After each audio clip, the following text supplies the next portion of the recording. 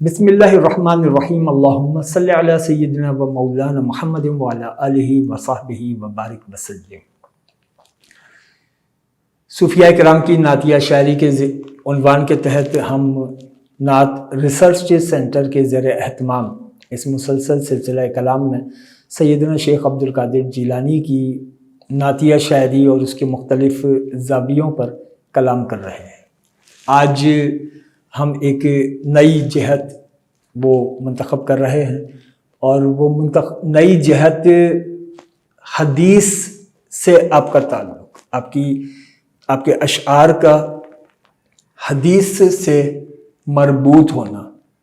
سیدنا شیخ عبدالقادر جیلانی فرماتے ہیں، ہم حلقہ بگوشت تست غلماں، ہم حلقہ بگوشت تست غلماں، ہم بندہ کمتریں تو حور۔ کہتے ہیں کہ تمام غلامان آپ کے غلمان ہیں، کل غلمان وہ آپ کے غلامان ہیں، آپ کے مطیع ہیں، آپ کے فرما بردار ہیں، اور جو حوریں ہیں وہ آپ کے غلاموں میں کم ترین غلاموں میں شامل ہیں۔ یہ تو ایک منظر انہوں نے رکھا کہ غلمان ہوں یا حور ہوں، وہ سب حضور آپ کے غلاموں میں شامل ہیں۔ پھر کہتے ہیں بنوشتہ خدائے از پیش آدم، بنوشتہ خدائے از پیش آدم، از بحر رسالت تو منشور۔ حضور آپ کی رسالت کا منشور اس وقت لکھ دیا گیا تھا جب آدم علیہ السلام خلق بھی نہیں ہوئے تھے۔ تخلیق آدم سے بھی پہلے آپ کی رسالت کا منشور لکھ دیا گیا تھا۔ اب سوال یہاں پہ یہ پیدا ہوتا ہے کہ آدم علیہ السلام خلق بھی نہیں ہوئے، حضور کی رسالت کا منشور لکھ دیا گیا، یہ شیخ عبدالقادر جیلانی بیان کر رہے ہیں۔ یہ کیسے ممکن ہے؟ یہی استفادہ ہے حدیث مبارکہ سے۔ آقا دو جہاں علیہ السلام نے فرمایا کنت نبیا و آدم بین الماء والطین، میں اس وقت بھی نبی تھا جب آدم پانی اور مٹی کے مابین تھے۔ ابھی تخلیق آدم نہیں ہوئی تھی، ابھی پانی اور مٹی کے درمیان تھے، میں اس وقت بھی نبی تھا۔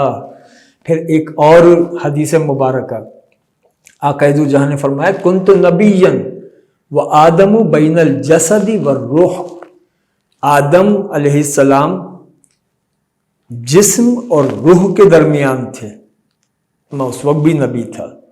یعنی ابھی تخلیق آدم نہیں ہوئی تھی، حضور کی نبوت کا ستارہ جگمگا رہا تھا۔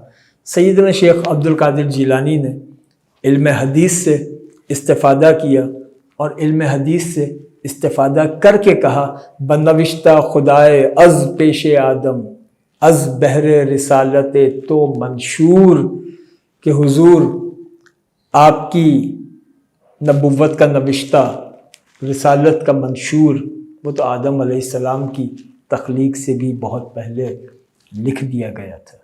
یہ اشعار بتاتے ہیں کہ سیدنا شیخ عبدالقادر جیلانی جب نعت کہتے تھے تو آپ کے پیش نظر قرآن بھی ہوتا تھا، آپ کے پیش نظر علم حدیث بھی ہوتا تھا، آپ کے پیش نظر تاریخ بھی ہوتی تھی، کیونکہ یہ تمام وہ اجزاء ہیں جو آپ کی شاعری کے اندر جا بجا ہمیں نظر آتے ہیں۔